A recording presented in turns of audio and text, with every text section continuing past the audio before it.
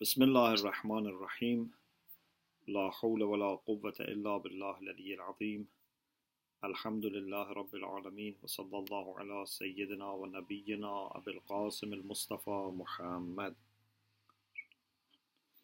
وآله الطيبين الطاهرين لا سيما بقية الله في الأراضين اللهم أخرجني من ظلمات الوهم وأكرمني بنور الفهم اللهم افتح علينا أبواب رحمتك وانشر علينا خزائن علومك برحمتك يا أرحم الراحمين.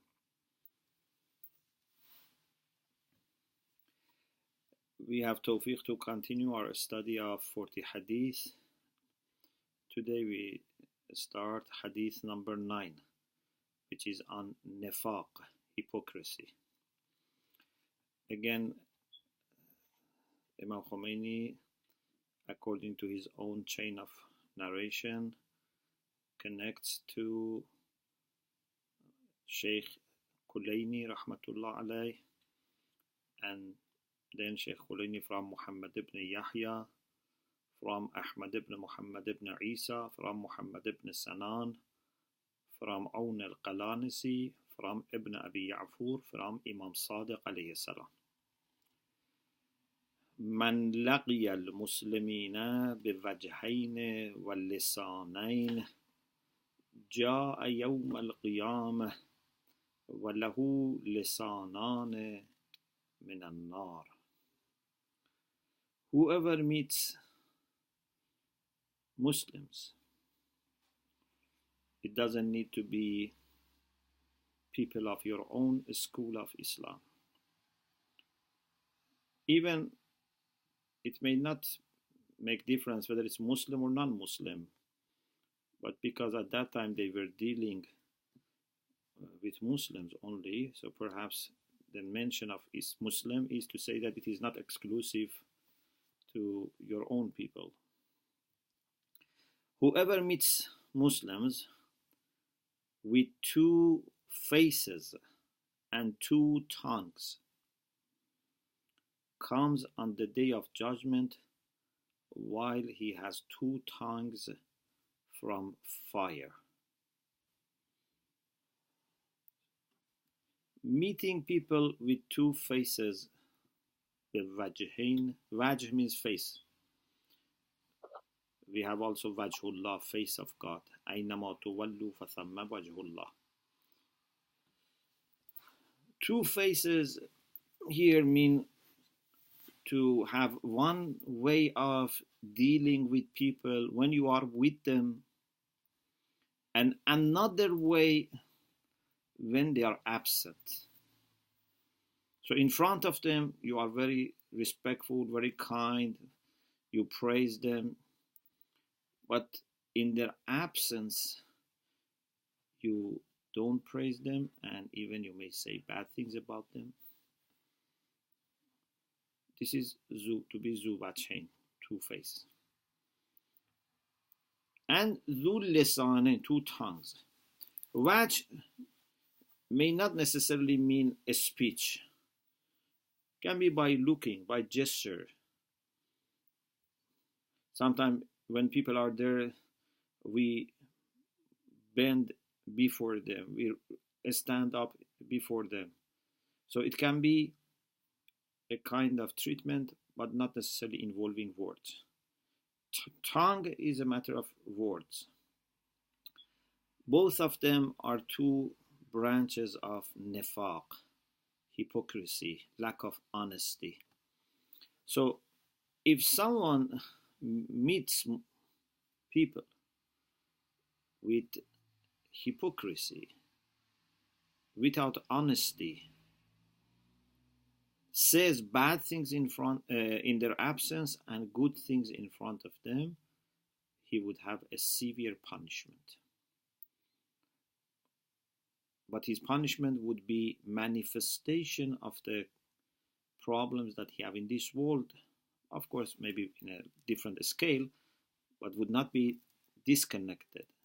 So because here he had two faces and two tongues, on the day of judgment would have two tongues from fire. This is warning, and this shows that with maximum carefulness and caution, we need to check ourselves and examine ourselves. Are we honest with each other? Are we, na'udhu billah, munafiq or hypocrite? So because of this, now let's have more discussion about hypocrisy or nifaq. The first chapter is about maratib, levels, ranks, degrees of hypocrisy. The author says that, like other qualities of the soul, whether it would be virtues or vices, nifaq also has different degrees. For generosity, for bravery, or for selfishness, greediness, so whether it's a matter of virtue or vice, there are different degrees. The same is with nifaq and hypocrisy. There are different degrees for that. And if we don't fix problems and leave it to continue, it can become more and more. And it may reach the point that that vicious quality may become permanent. If I want to use some philosophical terms, qualities of the soul first are aras, are accidents, are not substance.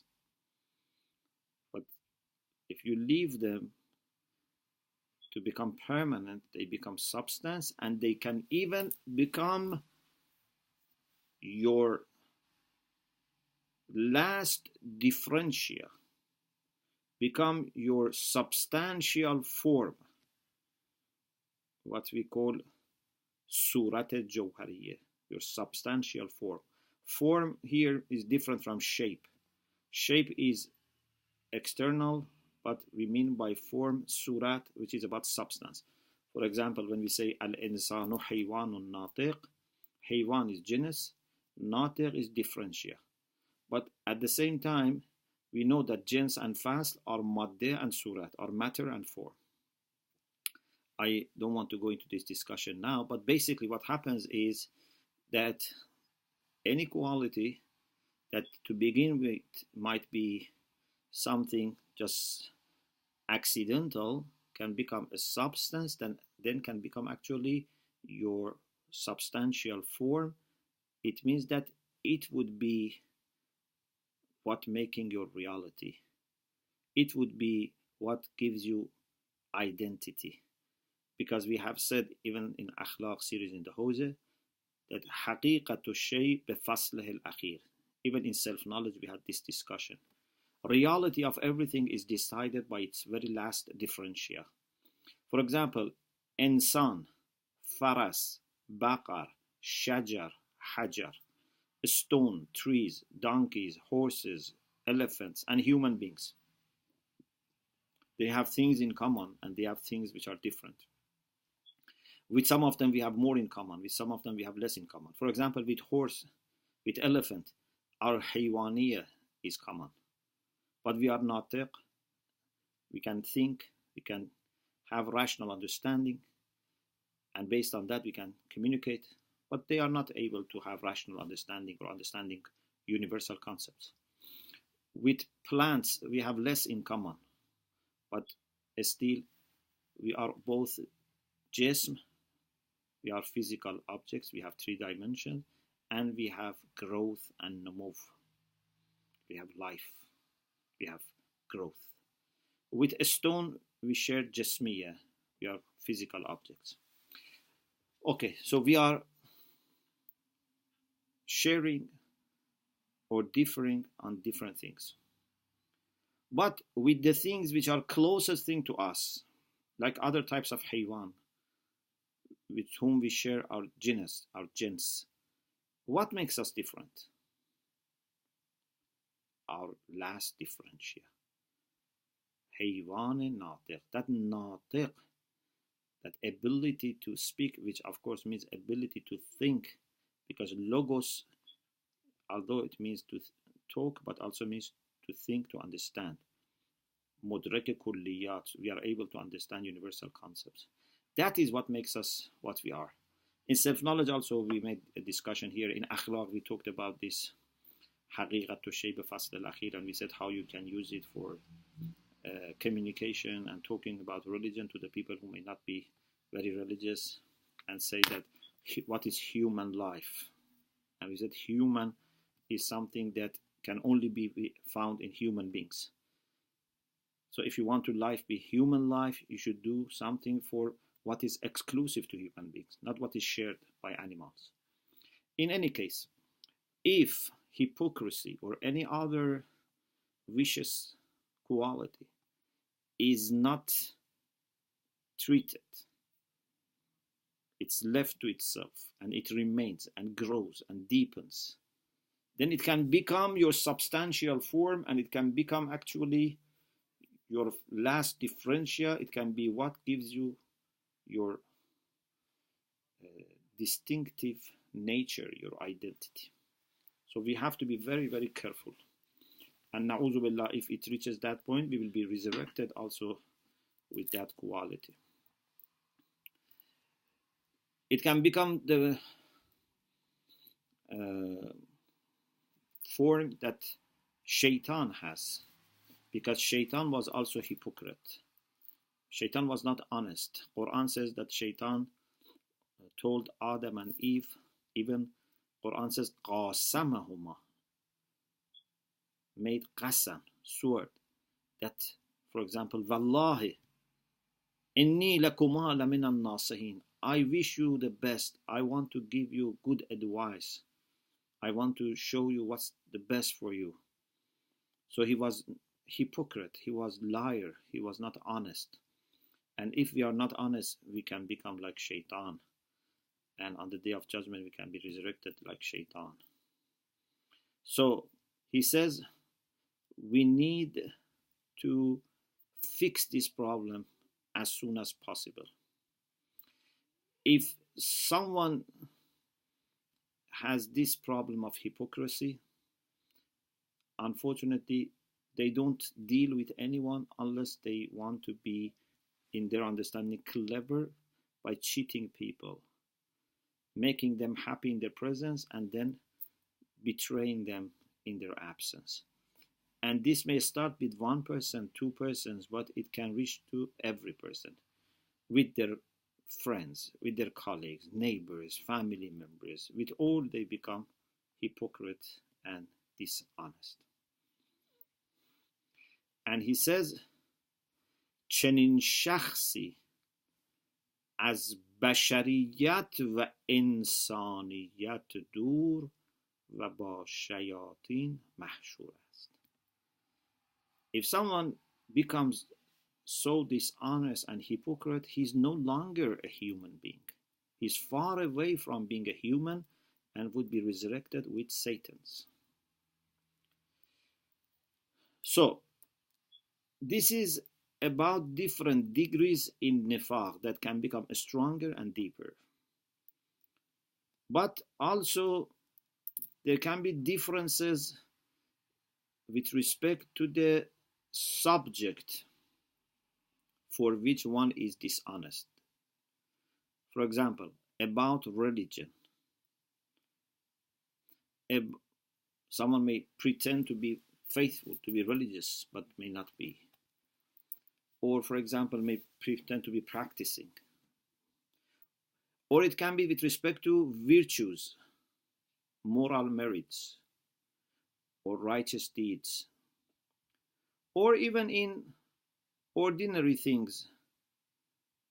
For example, someone pretends to be punctual, pretends to be, knowing something and he doesn't know. And sometimes you may be hypocrite with family members, with friends, but sometimes you can be hypocrite with prophet, with imams, with awliyaullah, with ulama, with mu'mineen, with Muslims. Or even Imam Khomeini says, سایر بندگان خدا از ملل دیگر. Even you can be hypocrite if you are not honest with servants of Allah from other traditions, other religions. And this is why I said at the beginning that it's not just with Muslims you have to be honest. You have to be honest with everyone. When it comes to virtues, you cannot be selective. Maybe in fiqh that we have different rulings sometimes because life is very complicated and might be difficult for people to observe everything all the time. Or maybe there's a matter of reciprocity. There are different things. But when it comes to virtues and to qualities, you cannot be selective. You cannot say, I am generous with mu'mineen, but not generous with other people. I am helpful with mu'mineen. If you are generous, if you are kind, if you are brave, if you are honest, this quality would exhibit itself everywhere. Not just with some people. Okay, so we have different degrees of nifaq in itself. We have different degrees of nifaq with respect to the subject, to the people towards whom we are not honest. And therefore, they can have different degrees of ugliness. But they are all branches and leaves of this vicious tree. شاخ و برگ یک شجره خبیثه هستند. So it means all these types of hypocrisy are branches and leaves of the same vicious tree, which is nifaq. The next chapter is about the problems that may also follow. So not only hypocrisy is very bad, but also it can lead to other problems. In dunya, it can totally damage our reputation. If people know that we have this quality, no one would listen to us, no one trusts us, no one would speak in front of us. People would hide themselves from us, or will be very cold with us. And in Akhirah also we have problem, as we have Hadiths that a person who is, hypocrite, then he would be resurrected with two tongues, as we said now. Or in another hadith, Rasulullah says, they would come with two tongues, one coming from front and one coming from back, and both of them are with fire and burn the whole body. Your whole body can be burnt by your tongue. This is manifestation of sins of tongue that can destroy our own life and future.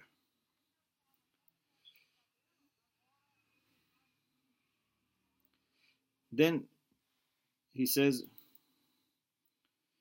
there are many problems that can destroy our faith, our happiness.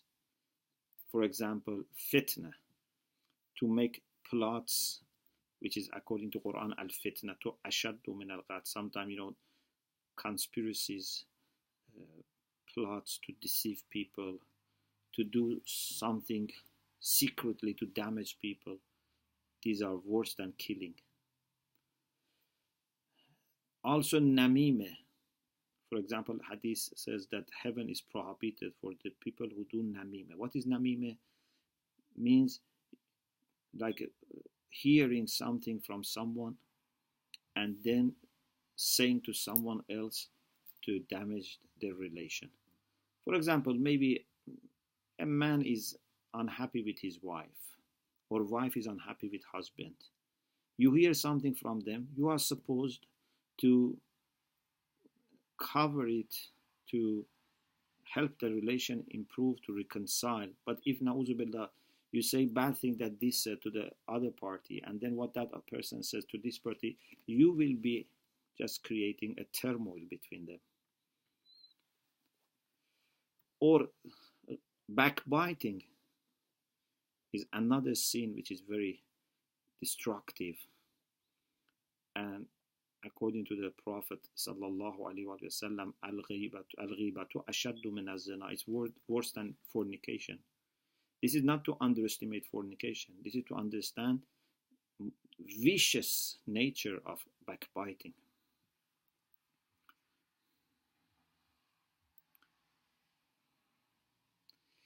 Then he says we have to be very much careful and monitoring ourselves, because plots of shaitan and plans of shaitan and traps of shaitan, both plots and plans, are very subtle and delicate,